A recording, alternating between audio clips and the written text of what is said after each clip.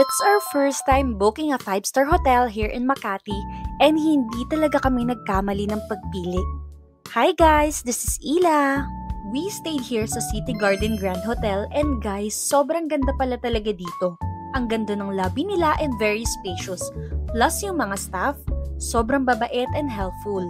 Bukod sa magaganda nilang rooms, accessible din sa stay yung gym, massage spa, pool with jacuzzi sa rooftop, and meron silang sariling restaurants na nagsiserve ng masasarap na food kaya hindi niya na kailangan lumabas pa ng hotel. Nabook nga namin tong deluxe room nila and bumungad talaga sa amin tong king bed na napakalaki.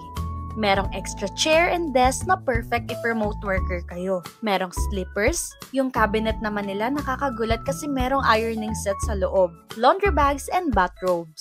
Meron ding ref and complimentary coffees and kettle. Dito sa bathroom, provided ang toiletries, 3 tissue, merong bidet, hair dryer, and super perfect na bathtub nila.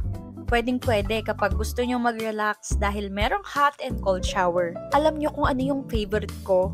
Itong view mula sa room namin dahil kitang-kita yung buong Makati. Included na rin sa booking namin yung buffet breakfast nila dito sa Spice Cafe, na sobrang nakakatuwa kasi very inclusive yung mga meals. Di ba sulit talaga yung bayad dito kasi parang all-in-one na hotel na to eh. Madali lang rin hanapin yung location niya and accessible sa public transportation and meron silang sariling parking. You can book this hotel on Klook and use my code ILAKLOOK for 5% discount. I-book mo na rin yung staycation nyo. Enjoy! Safe travels everyone!